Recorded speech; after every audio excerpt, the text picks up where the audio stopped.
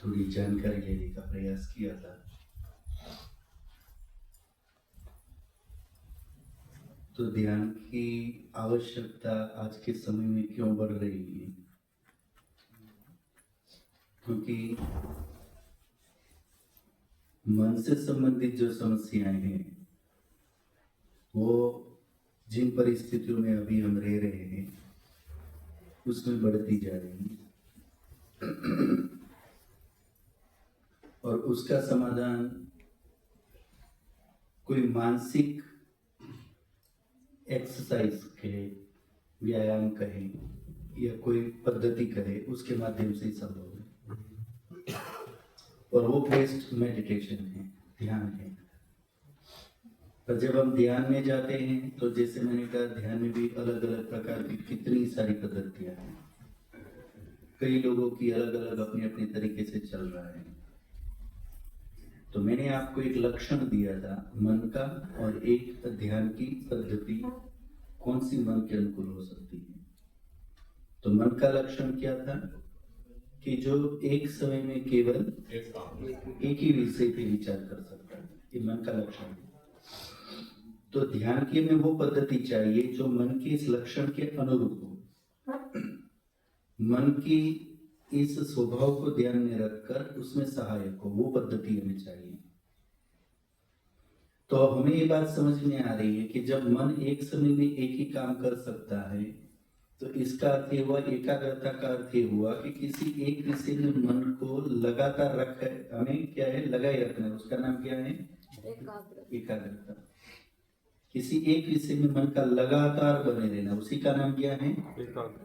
अभी क्या होता है, एक मेडिकल साइंस के रिसर्च के हिसाब से जो लगभग कई वर्ष पहले हुआ है, अभी का तो पता ही नहीं क्या हुआ, उन्होंने ऐसा पाया कि हर मनुष्य एवरेज एक मिनट में लगभग 45 से 50 विचार कर रहा है। कितने? 45 से 50। और एक मिनट में सेकंड कितनी होती है? 60। इसका मतलब क्या हुआ कि हम आज तो बढ़ी होगी फ्रीक्वेंसी, कम तो नहीं हुई होगी। और एक कई वर्ष पहले की बात बता रहा हूँ।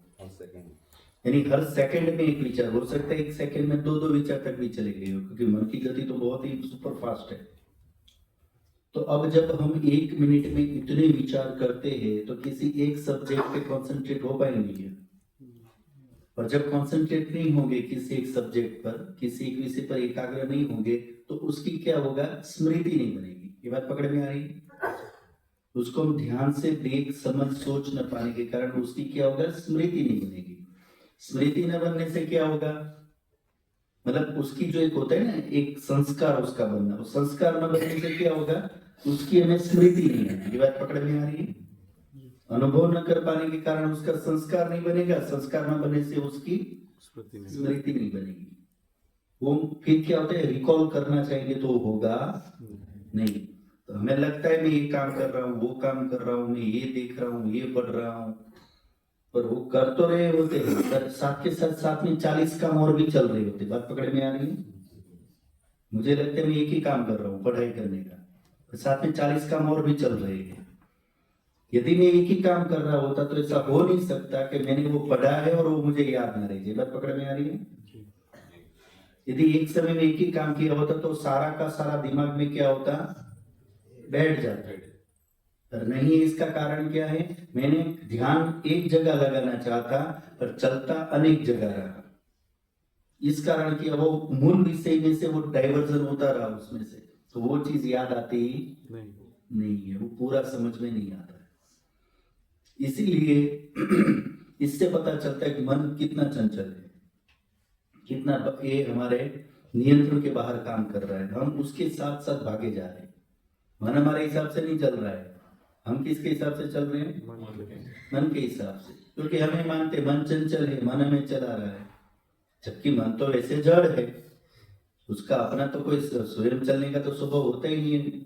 चलाने वाले तो हम ही हैं। पर अभ्यास ऐसा कर रखा है, क्या कर रखा है? संस्कार ऐसे बना रखे कि हम उसको निरंतर क्या है, प्रवृत्ति रखते हैं, अन्य विषयों में उसको भगाते रहते हैं। तो एक ध्यान ही एक ऐसी पद्धति है जिसके माध्यम से मन के ऊपर ब्रेक लग सकती है। ये बात समझ में आ रही है आपको? इस मन को, चंचल मन को, गतिशील मन को, भागते हुए भटकते हुए मन को नियंत्रण में करने की पद्धति कौन सी है? ध्यान ही है। इसके बिना इस मन पर ब्रेक नहीं लग सकती। जितना अधिक व्यवहार में अभ्यास करेंगे, जितना अधिक आप संध्या उपासना करेंगे, उतना अधिक आपका आपके मन के ऊपर नियंत्रण बढ़ता जाएगा। मन पे जितना नियंत्रण बढ़ेगा, आपका आपकी भावनाओं पे, विचारों पे, व्यवहारों पे आपका नियंत्रण बढ़ेगा। जितना आपका उसके ऊपर नियंत्रण अधिक बढ़ता जाएगा, आपका आपके प्राणों के ऊपर भी नियंत्रण बढ़ता जाएगा। आप प्राण अपनी इच्छा के अनुसार चला सकते हैं, यानी अपना सामर्थ्य, अपना जीवन आप अपनी इच्छा के अनुसार एक सीमा तक ले जा सकते हैं। तो एक अभ्यास करने से ये सामर्थ्य हमें आता है। तो ध्यान की आवश्यकता, अपेक्षा दिन ब दिन बढ़ती जा रही है, ये हम समझ रहे हैं। और उसके साथ कल मैंने एक और बात आपके सामने जो रखी थी कि ध्यान करते समय जो सावधानियां रखनी है वो हमेशा याद रखें। तो वो आपको क्या बताया था मैंने? एक तो शरीर को क्या करना है, जितना अधिक, जितना लंबे समय के लिए जिस आसन में आप उसको रख सकते हो, तो उसको वैसे आसन में बैठो कि जिसमें लंबे समय तक आप बिना हिले डुले बैठ सकते हो। चाहे वो पैर लंबे करके बैठना है, खुल के बैठना है, चौकड़ी मार के बैठना है, सोफे पे बैठना है, किसी भी तरीके से बैठो, कोई मनाही नहीं। ऐसा कोई नियम नहीं कि ऐसे बैठेंगे तो ही ध्यान लगेगा। कैसे भी बैठो, कंडीशन क्या है? शरीर आपका क्या होना चाहिए? ध्यान के अनुकूल स्थिर होना चाहिए लंबे समय के लिए, ये ध्यान देना है। दूसरा क्या ध्यान देना है? दूसरी क्या सावधानी रखनी है? आंखें बंद होनी चाहिए आपकी। आंखें खोल करके बीच बीच में देखते रहो, ये करते रहो, वो करते रहो, कोई मतलब ही नहीं, मतलब ही नहीं।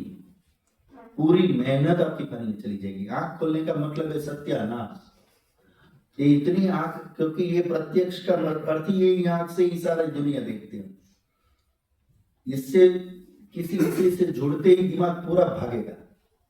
इसलिए आंख को कंपल्सरी बंद ही रखना है, खोलना नहीं है। ये दूसरी कंडीशन हो गई। फिर तीसरा क्या हो गया? मन के अंदर अंधेरा बनाए रखना। मन में अंधेरा, सोता ही होता है, आंख बंद करो तो अंदर क्या होगा? अंधेरा ही हो जाएगा। जो सोता है उसे ही बने रहने दो, कोई मेहनत करनी नहीं है, बस आंख बंद कर लो, अंधेरा है वो रहने दो, उसके अंदर और कोई प्रयत्न मत करो कुछ देखने का। ये तीसरी चीज ध्यान रखनी है। चौथा क्या ध्यान रखना है?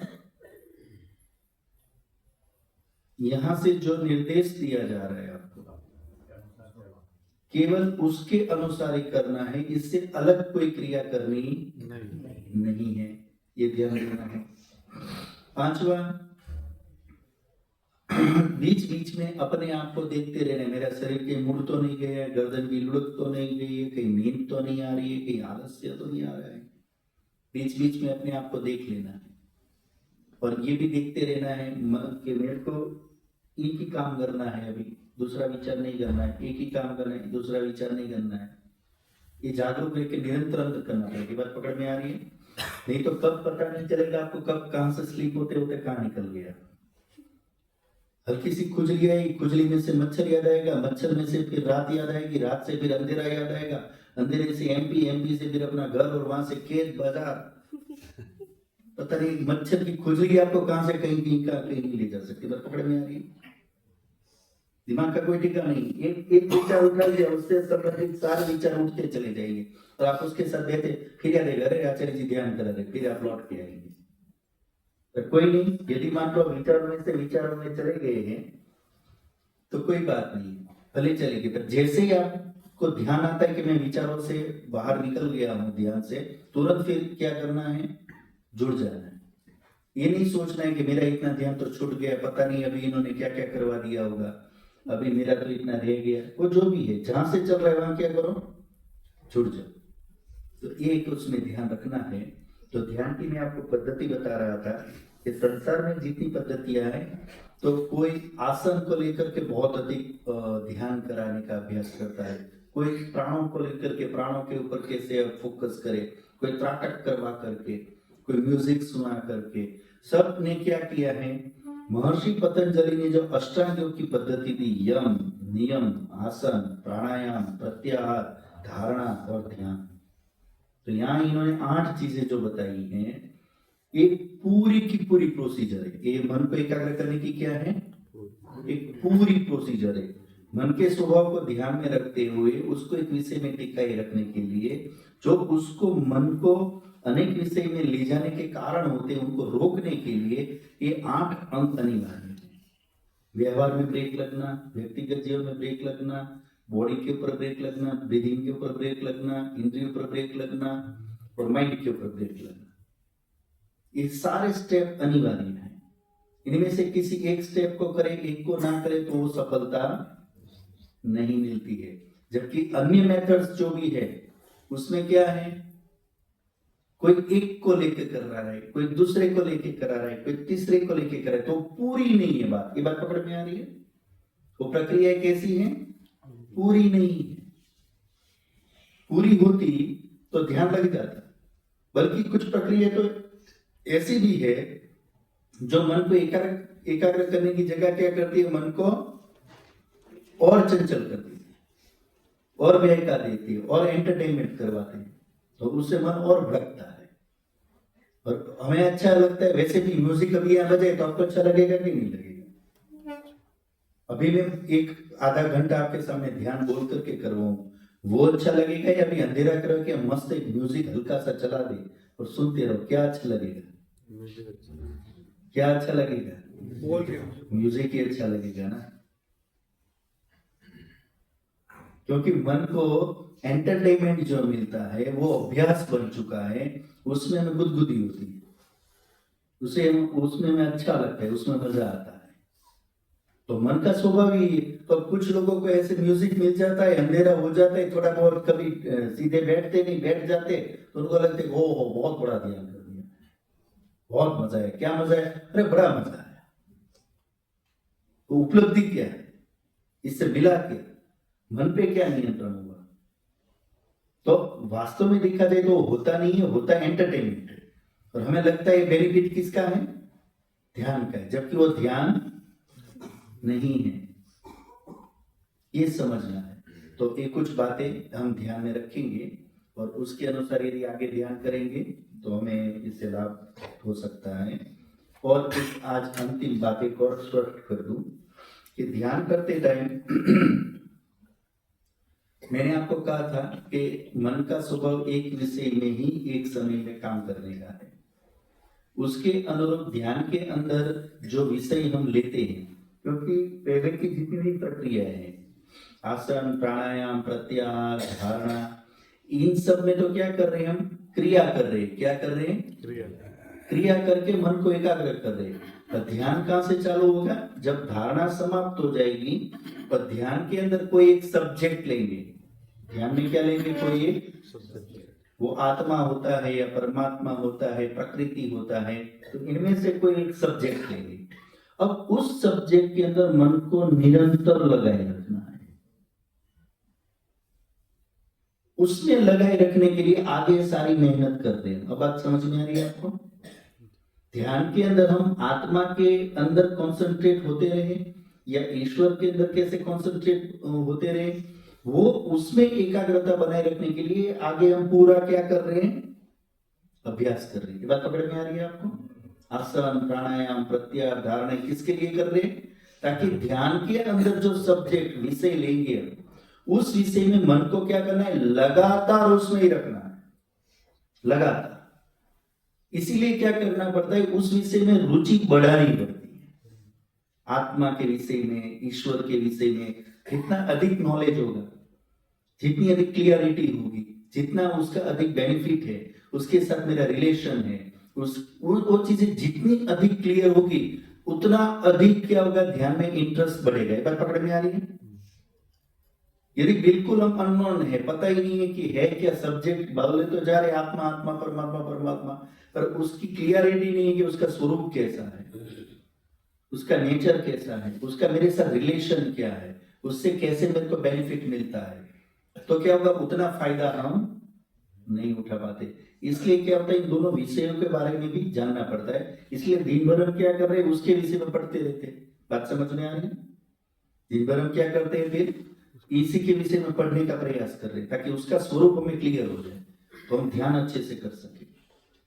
तो इसलिए विषय के अंदर जब ध्यान रखना है, तो वहां क्या ध्यान देना होता है, प्रयास आज अनुकूलता समय रही तो हम थोड़ा उसको भी ले लेंगे।